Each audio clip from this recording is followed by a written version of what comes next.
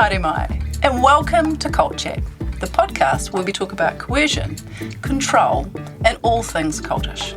I'm Dr. Caroline Ansley. I'm a medical doctor.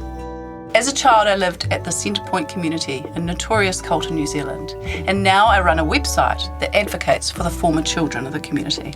I'm Liz Gregory, and I run the Gloriavale Leavers Support Trust, and I'm privileged to walk alongside people after leaving this group as they embark on their new lives. And I'm Lindy Jacob. I'm a former member of the Exclusive Brethren, and I'm part of the Olive Leaf Network, a new initiative in Aotearoa to support leavers of high-demand religious groups. Come with us as we unpack the cult playbook. We'll be talking to experts and leavers of coercively controlling groups, and we will call for Kiwis to cult-proof their lives. Come with us as we traverse the cultiverse.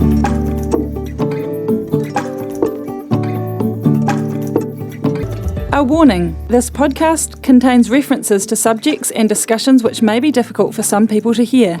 Please take care of yourselves and your whānau when listening.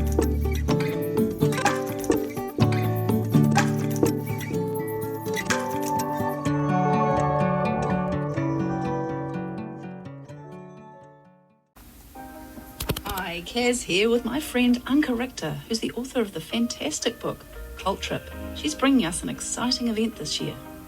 Thanks, Kaz. Australasia, get ready for Decult 2024, the first cult awareness conference in New Zealand, happening in Christchurch this October. Are you worried about a friend or family member who's in a group that may be causing them harm, or do you have your own story? Then join us for a weekend with experts from around the world, where those who've left cultic groups can share their experiences and meet professionals who can help them. Head to our website, decult.net, for all the info. Come cult-proof your life at Decult 2024. I'll be there.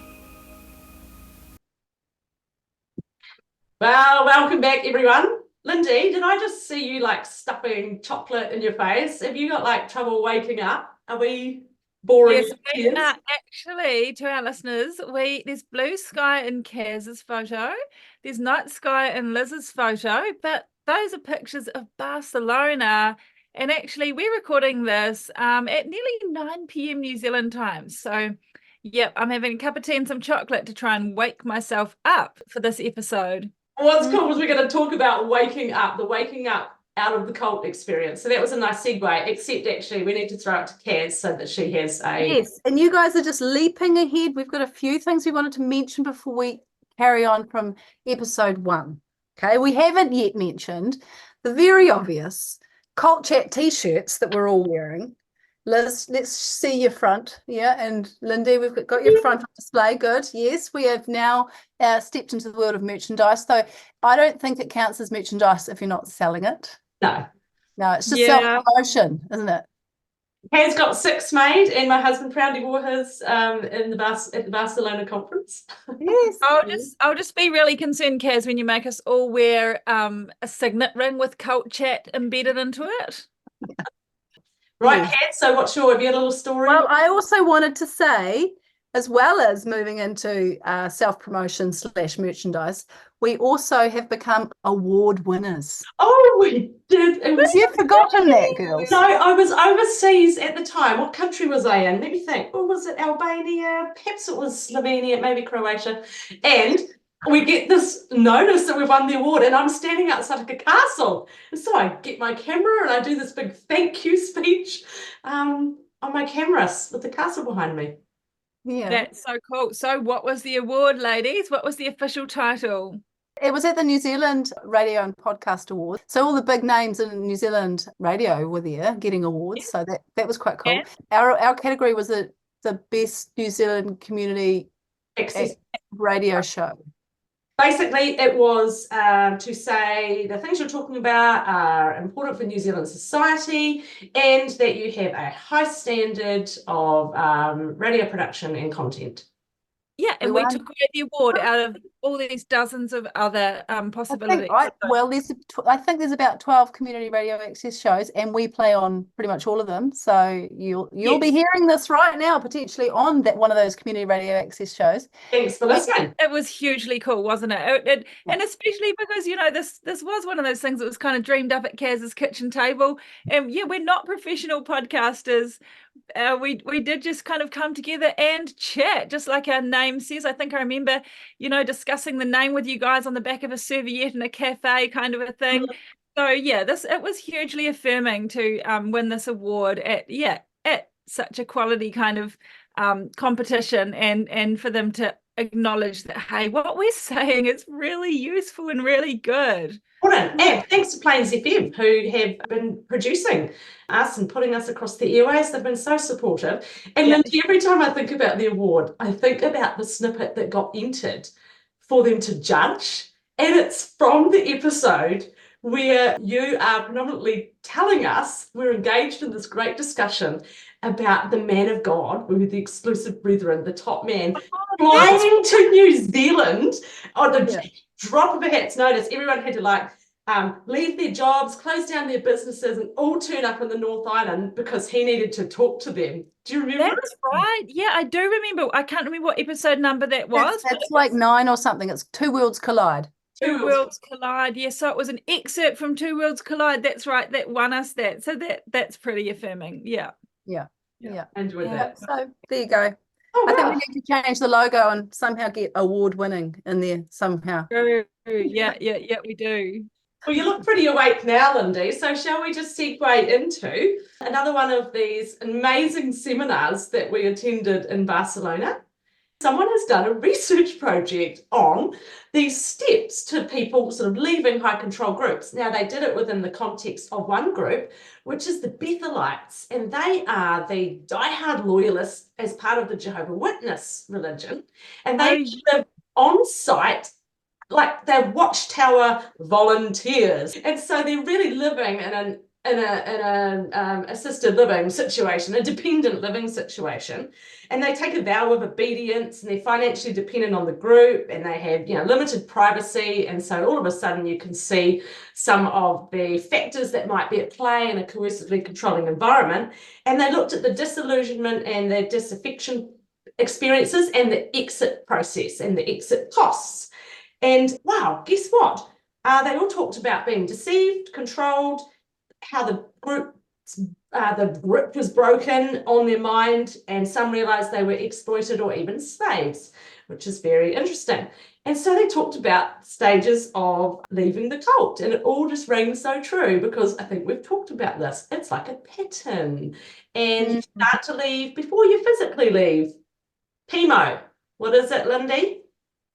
Physically in and mentally out.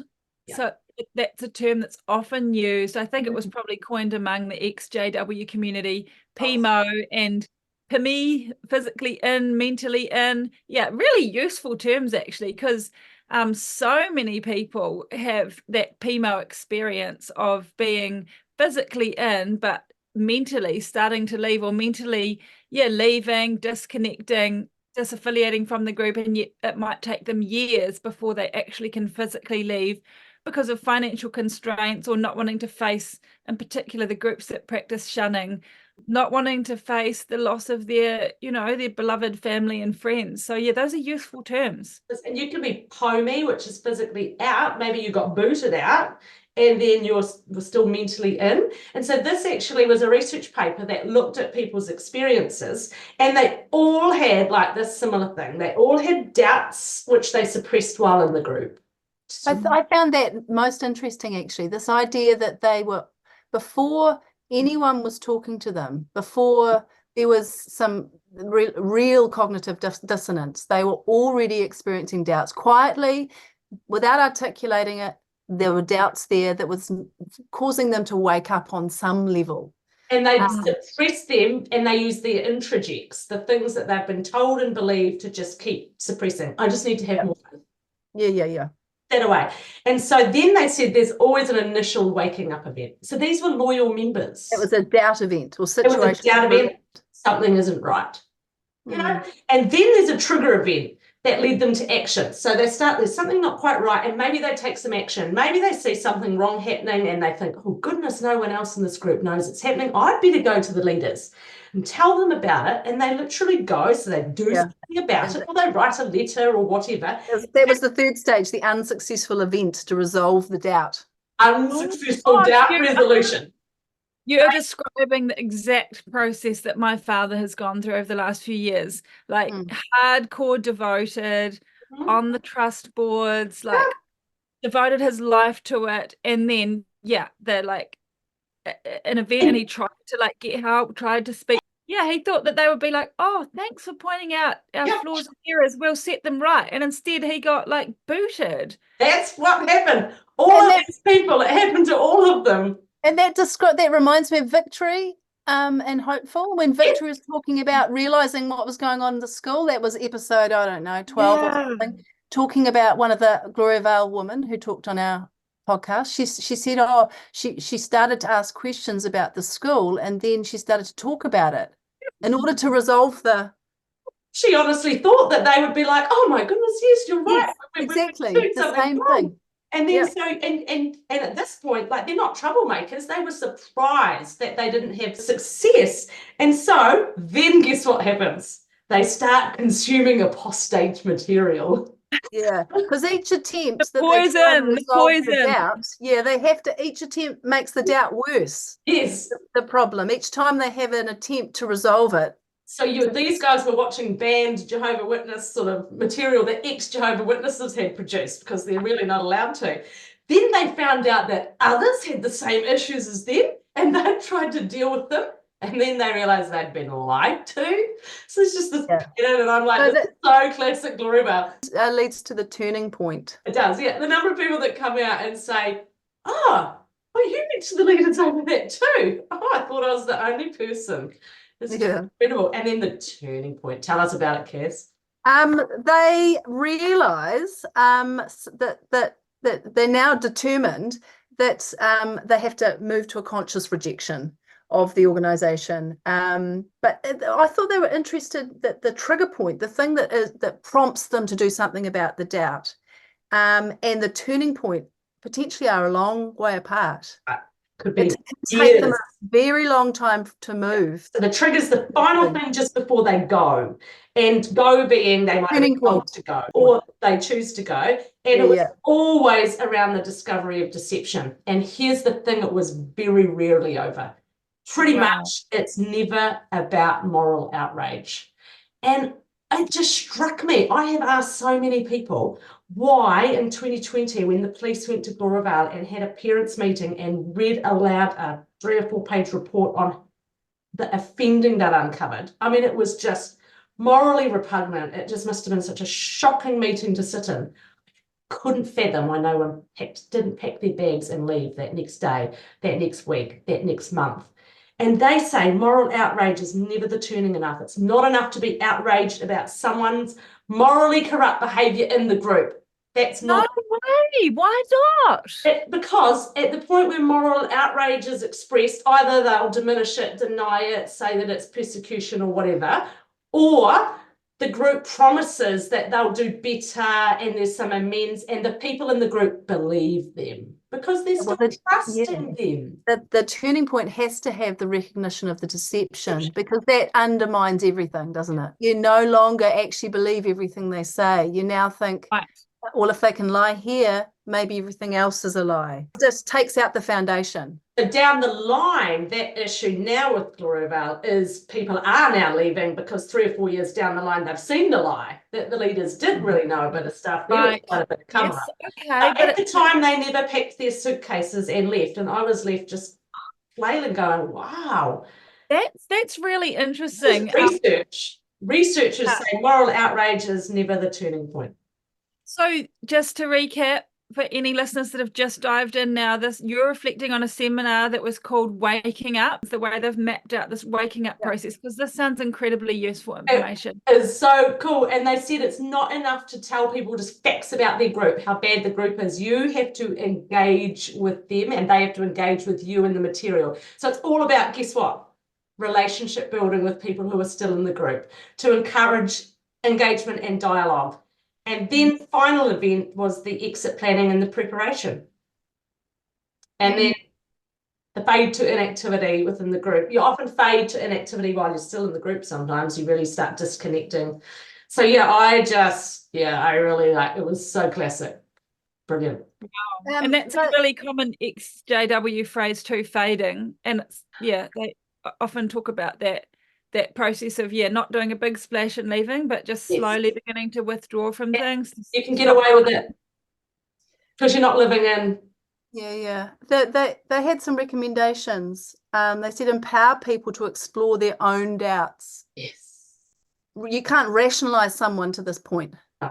They've got the doubts before they even start to articulate the questions. You need to find ways to get them to start to look at what they already are thinking themselves. Information about all the problems with the group won't do it.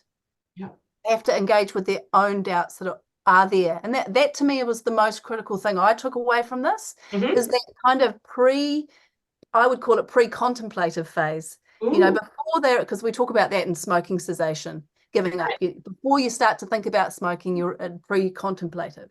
But something is happening there. There is actually something happening there, and you have to encourage them to think, to engage with their own. And the other point was differentiating waking up and disaffiliation. Yeah. That's that idea that you've woken up but you haven't left. It's often too hard to leave. Support is needed to exit. Social, emotional, practical support to offset exit costs. So that's the whole idea that you'll know intimately, Lindy, and it's, as you do too, Liz, this idea that you've decided you can't stay, but you've got no way to leave. Yeah. And a way out. And that's why people were really encouraged by the work that has been done here in New Zealand and the Glorabell Leaver Support Trust, because leavers are actively breaking the rules of Glorabell, refusing to cut ties with family that they're supposed to be, shunned by. And they're just saying, no, no, no. And I tell you what, the power is being broken. The leaders are losing their control. There are so much contact between people in and out now, and that is going to just continue to break down barriers, encourage dialogue, people waking up, and they're just leaving. They're just continuing to leave. Very, very powerful. So yeah, I just found that one was.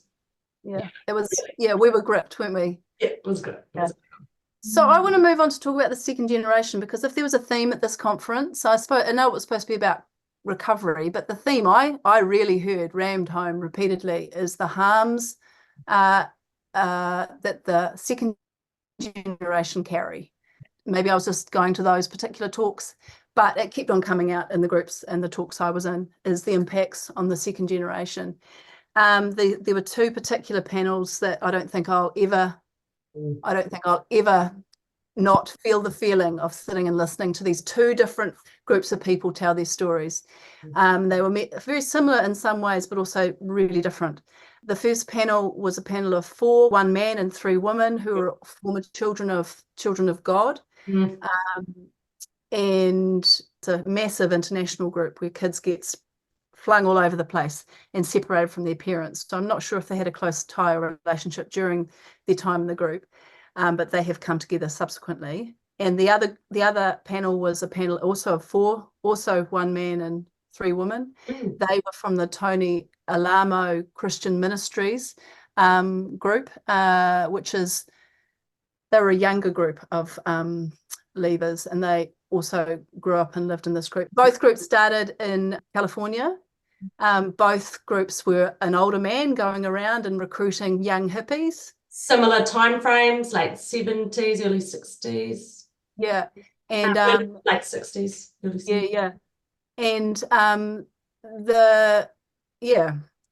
very similar to Glorabell in many ways, like just so much of it. They were both fundamentalist Christian sort of groups, but with different flavors as well, like Pentecostal thing. And just to see like the similarity, like how these groups started the same. And then they all just had their little funny old flavor towards the end, which took off. But it just shows you a cult leader can turn his followers any which way he likes. Yes, exactly. And the thing about the second generation of the Tony Alamo group was really interesting, because we got a bit of a summary of the group and how it came to be formed. And there was this massive event that happened in 2008 where the FBI came in and stormed the group, picked up all these kids, held them at gunpoint, including the red laser on their chests. They had thing, SWAT team. full gear, terrified the living daylights out of these children, separated them so that they could get testimonies, which completely terrified them,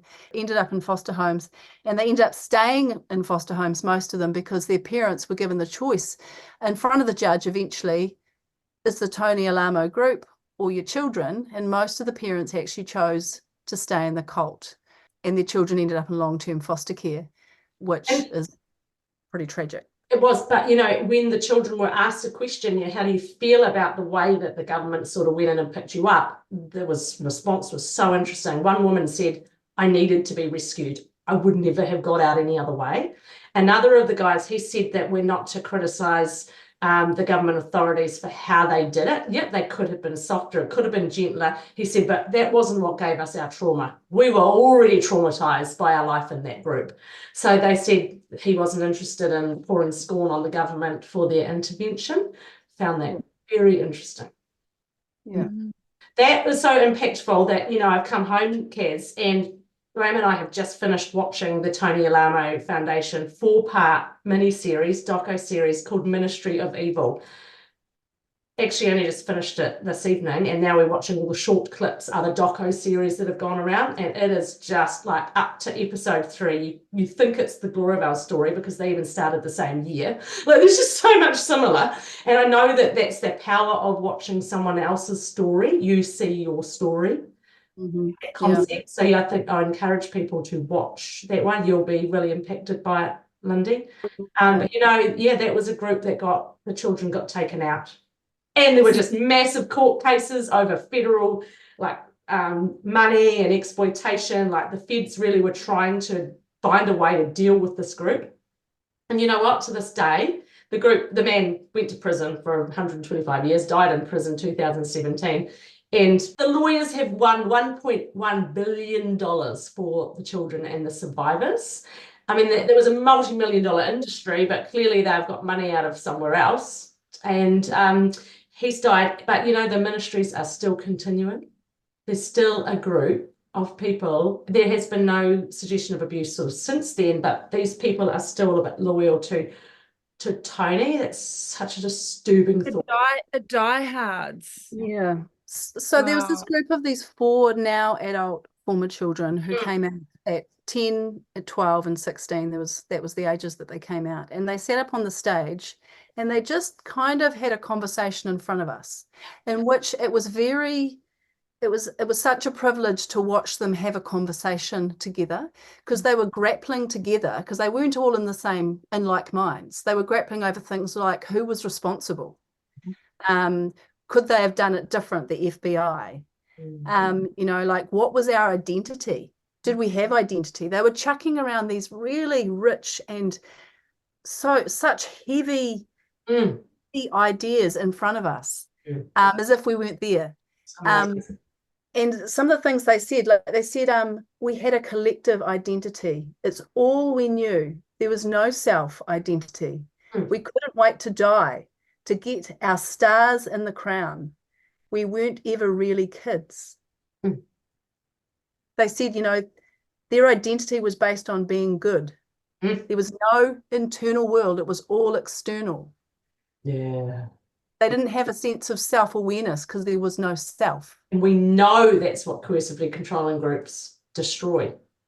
Yeah, and one guy said, the cult, he was reflecting back, and the girls were saying now as adults that they've found a sense of self, and they've managed to overlay their cult identity or switch or disconnect from their cult identity and find their own identity. But he said no. Everything he learned in the first 13 years was hardwired into who he is. The cult self cannot be separated from who he is now. I can't dissociate from the cult self. I was like, whoa. And then the others were trying to give that feeling of, no, there's hope for a future path of healing where you... That was his perspective. his perspective. And sitting there, really, you're right, it was powerful. There was also a very interesting discussion about the responsibility and do Yes. you have empathy for your parents? And there was this Yeah. conflicting view. No, they need to own what they did. And one of the women was saying, well, but imagine they were emotionally stunted at about a 10-year-old level themselves, our parents. They got reduced down, infantilized. So can't you see that as a 10-year-old kid, you're not as responsible as an adult? And they all said it's hard for parents to take responsibility. And so it's easier for them to deny it. And that is just such a story of first generation, second generation.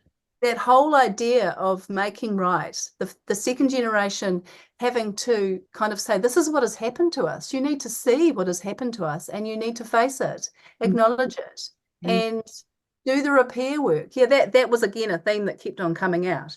I loved the bit though, they had hope. Like they said, so the question was, so what would have helped, what helped you in your recovery? And it's the same stuff.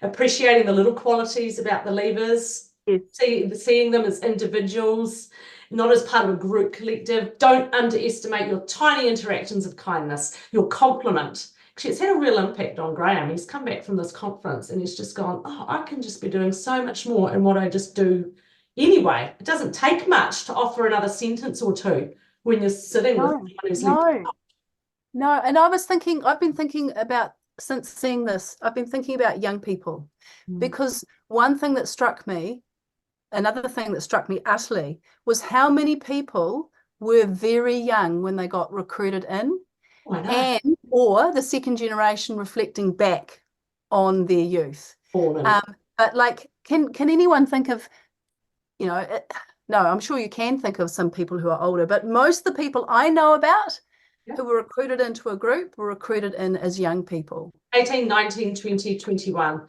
Exactly. I know one that went into Grua more in sort of his 30s, but it's not common.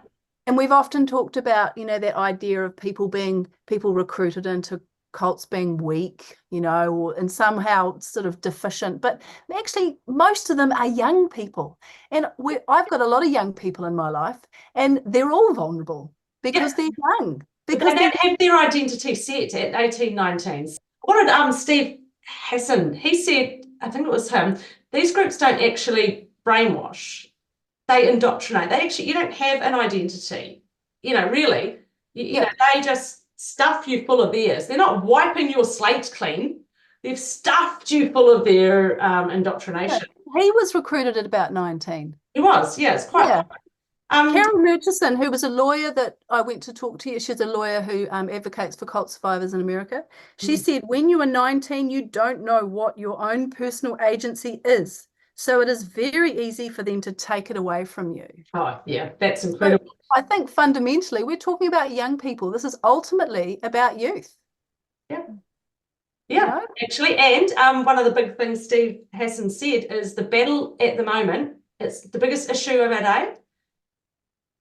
It's about the mind, the war for the mind. He said, you think of it, phones, dopamine hits, recruiting is being done online, AI, truth deception. He said, this is the battle for control of your mind. And he said, governments know how to do this. So, he was really putting a bigger warning out there for watch out for totalitarian environments because they know how to get in the mind, damage the person.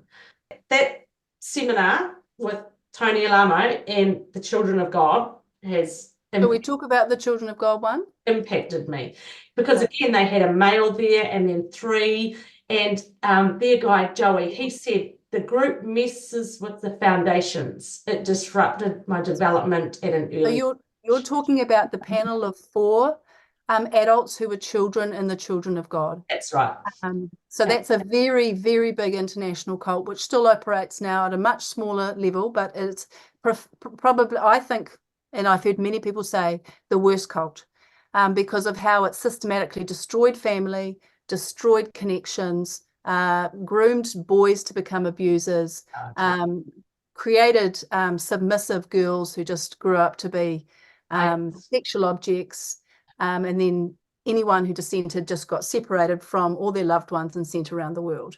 They had like groups around the world, tens of thousands of followers. It started in about 69, same year as the old Glory Bell. I mean, honestly, again, the beginnings of that is so similar in doctrine to Glory Bell, it's not funny. But then Berg goes off on his own little bent. And they talked a lot about the recovery process. And I found a lot of hope in theirs, but there was a lot of despair early on because none of them got the help they required when they left. And so they actually followed the classic pattern playbook of a young person leaving a group, falling into isolation, not getting enough support, drowning out their sorrows with alcohol and drug, falling into domestic violence relationships, finally coming to the bottom of themselves in their late 20s, early 30s, deciding they need to pick themselves up, heading off to therapy, working through some issues, coming out the other side. So Joey says, now we need to pick up the pieces and put things in place. We need to purposefully work through the grief process. He said, I'd fall back in the hole and then I'd find the courage to get out of the hole. I needed new building blocks and cornerstones. It's not a lost cause, but there are challenges. And Jemima Barris said, I realized my whole life was a lie. I needed to realize I had value. The cult failed to build value. And then Whisper James said, the first time I held my son is the first time I understood unconditional love. It made it clear I needed to get out of here. There were insurmountable challenges to survive out here. We were kids having kids. We had no reference to have kids or live life. It was a long road back. I made a lot of mistakes I didn't know how to fix. Eventually, I got my head above water and I decided I wanted to become the person I needed. And then at Maria Esquera, she talked a lot about the second generation unique challenges. Yeah, so these four really laid out really succinctly, basically all of the building blocks of growing an adult that just simply weren't there in their growing up. And one of them said, we got bad information and now we're spending the rest of our lives scraping for pennies, I think they said, because they got given bad information. And what they really meant was all of the information they got about how to do life was bad information. From birth. Yeah, from birth. And so the four of them, these Children of God survivors, gathered together, and two of them are running a podcast called Butterflies and Bravery, which is a second generation podcast that the two of them do.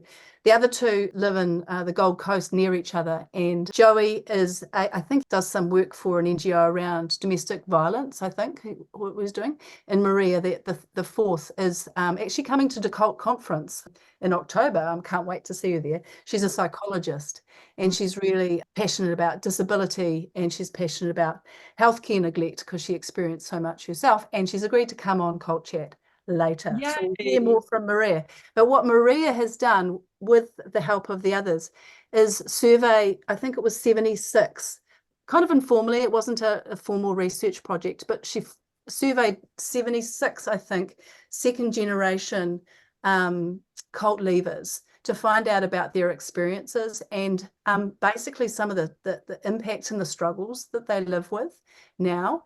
And Steve Hassan and Gilly, I think Gilly Jenkinson, were in the room in this talk and very, very moved. And right at the end, they were all saying, you should publish that. You should publish that, because the results were so convincing and so heartbreaking, really. The results of, do you remember some of the categories of things like divorce or psychiatric illness, Suicide, ideation, or suicide, actual completed suicides? All of these really serious medical and psychiatric consequences, things like homelessness, lack of ability with building relationships. Yeah.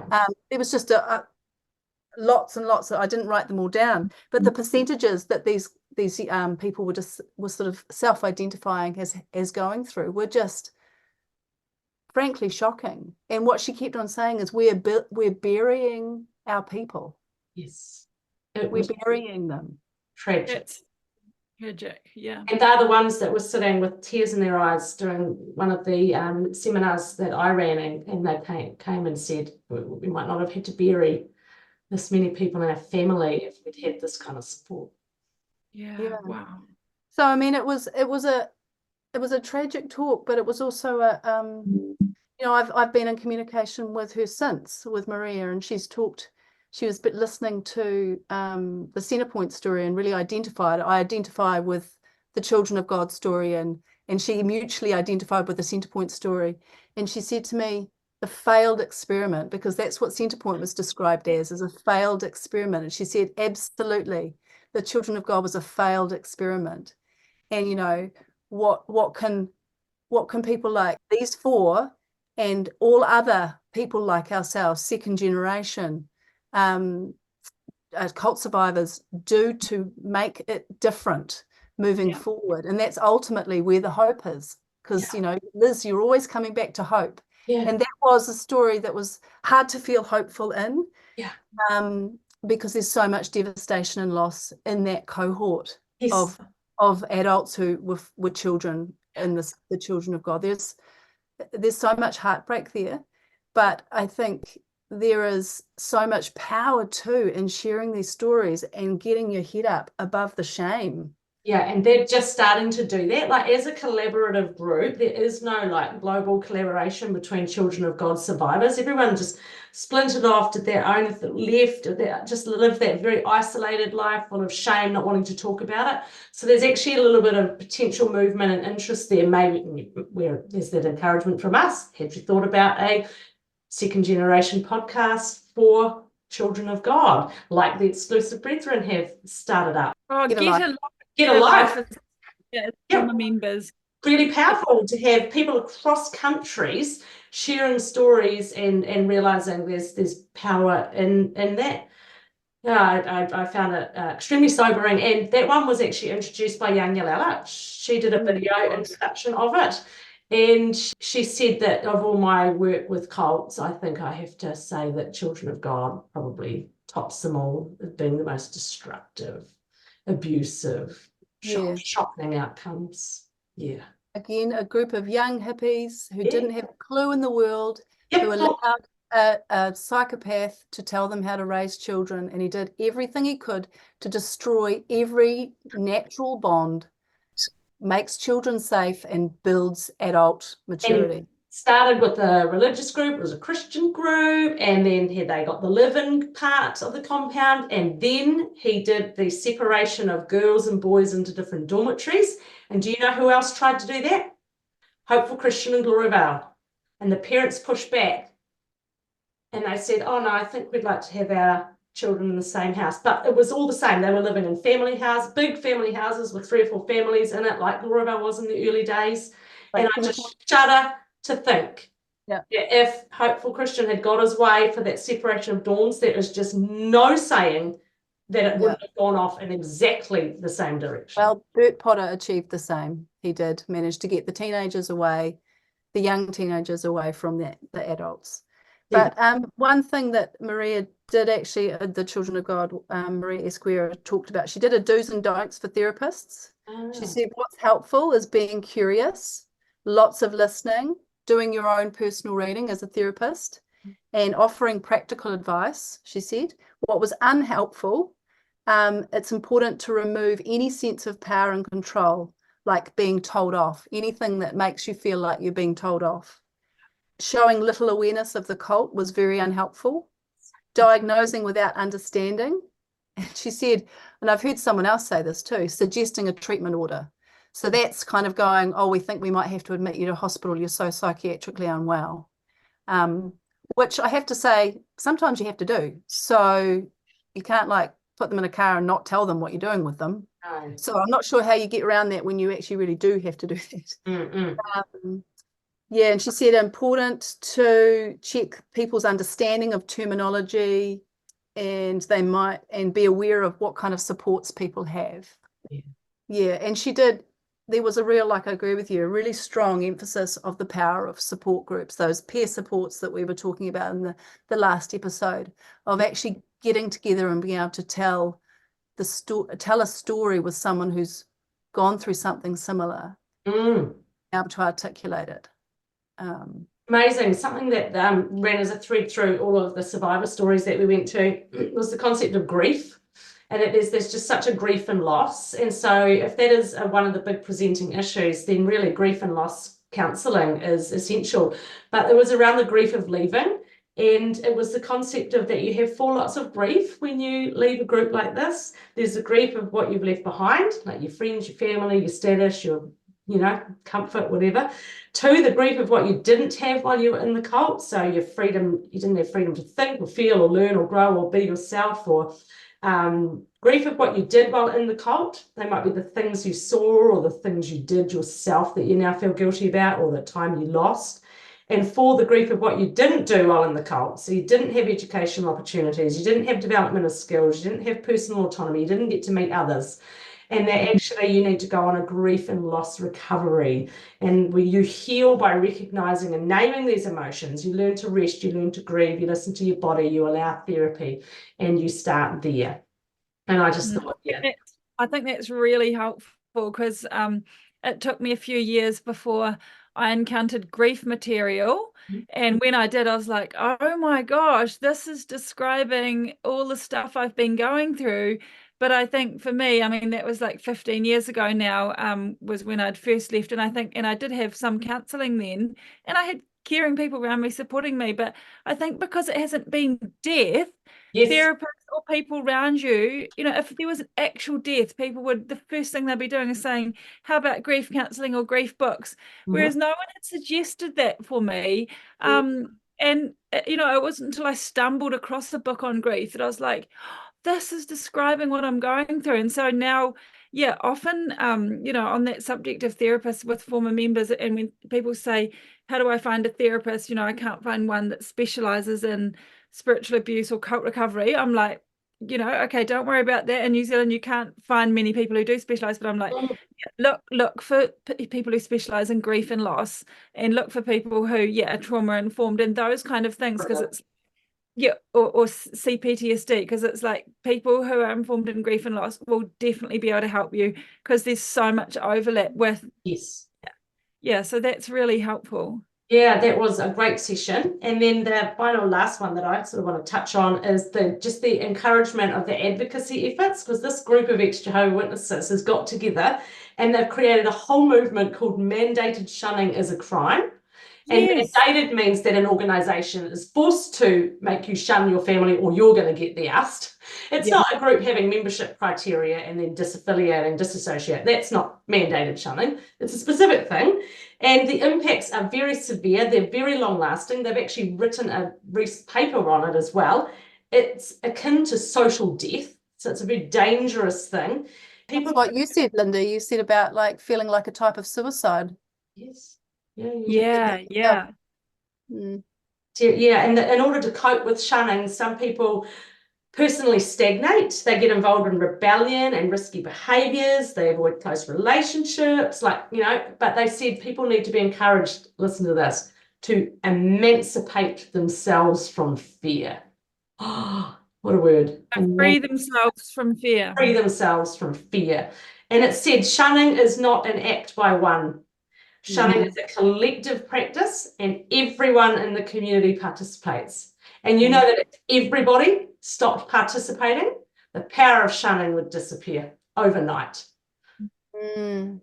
So you can look up their website, Mandated Shunning, and they've join the crusade, because these guys are really they're taking legal action, they're getting involved and providing information for legal cases. And one of the men speaking, there's just been cases taken like Norway shunning. Norway, the shunning thing stopped. They lost their charitable trust status. Charitable status over it, and so just really powerful movement. And they're hoping to encourage new laws into all countries, because it is just a particularly devastating crime against humanity, and it violates human rights, child rights, etc. So these guys are great advocates. They've got some of the world's best just joining in to help them get their cause going. So there's Facebook page, sign in. Well, the power of the conference, I have to say, I've sent cold call emails out to some of these people over the last 12 months, and I haven't really gotten very far. But then you meet them face to face in a room over a cup of coffee, and suddenly they're your best mate. They're emailing me now. I'm getting emails from people at that conference saying, hey. Yes, the power of connection and networking. And it's a strong and powerful thing, which leads me to the fact that we have got a conference coming our way shortly. We do. In October the 19th and 20th in Christchurch here in New Zealand. It's the first of its kind in New Zealand, first of its kind in the South Pacific. And there will be professionals. There hopefully will be some people doing research. There will be lots of therapists. There'll be, I'm hoping, quite a few doctors. There'll be lots of former members of groups themselves, hopefully who'll be sharing some or large parts of their stories. There'll be media representatives there who've done work in this area. What area have we missed? Large selection of speakers. And yeah, I guess my takeaway is that at the ICSA conference, I keep on saying to people who ask me how the trip was, I keep on saying it exceeded expectations. I literally had no idea that a dry and dusty conference could be so invigorating and so socially powerful, and so to feel like I was on the wave of something really big and powerful and connected with these big minds. And come to Decult and maybe you'll get a bit of that buzz too. And if I have to think of a picture, like sum up the conference, we saw a lot of PowerPoint presentations, we heard a lot of stories from people, but it would have to be from Catherine Mochus. And she spoke about the Kinzuku art form. You know what I'm talking about. It's an art form of like pottery pieces that have been smashed into pieces, but they get glued back together. And each of the cracks has gold. They're welded together with gold. And it's actually a beautiful art form highlighting the broken pieces put back together. And it's the beauty of a restored person after terrible cultic experiences. You have been beautified. You can be beautified. And I think for me, just listening to and having that picture in my head, I feel like that's kind of the work that we're involved in.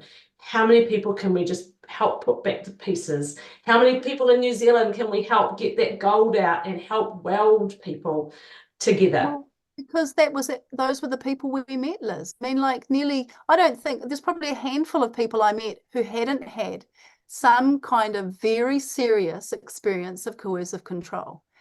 I mean, they weren't all ex-cult members. Some of them had experienced in a different domain, but every one of them was there because they had a jolly, jolly good reason to be very passionate. Every one of them was what you've just described, redeemed and restored into this extraordinary career or passion or calling or whatever. Yeah, that was beautiful. They were great people. And you know what? A great quote, because I said I was going to give a quote or two. So here it is. Follow the pain and sit with other people's pain. Validate it. Don't let people be alone in their pain. I'm like, oh, that's just profound. And so that's something I've come away with. Trust that healing is possible and you are not alone. That's beautiful. So I think there we have it. Ultimately, it's being alone that leads to so much of the betrayal when you're traumatized. It's disconnection, that it's both the actual experience and the abandonment. And we can stand with people. What was it that Bessel van der Kolk said? He said we'd have a lot less trauma if people just stood up for each other. Oh, so that's what coming together is standing with one another in our pain. So and Catherine, let's finish with her quote.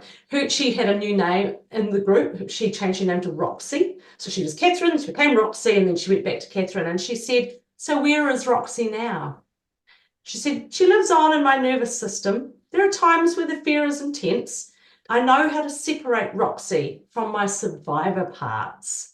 I turned down the volume on Roxy, and I could even open up a dialogue with her. I am at peace with Roxy. Wow, that's good. Yeah. And if Catherine's listening to this, because I have a feeling that she's liked us on Cold Chat, her words of wisdom they really, really resounded and really hit home. I'm glad you quoted her a few times because she had some very wonderful things to say. I think we can wind this one up. Final take homes, Lindy. You've been very quiet because you're just absorbing by osmosis every wise thing that we have been saying. Your thoughts? Yeah, no, it's been fantastic to hear, to have a little wee taster of what happened at the ICSA conference, Barcelona 2024. And I hope I can make the next one. Montreal, Canada, next year. Yeah.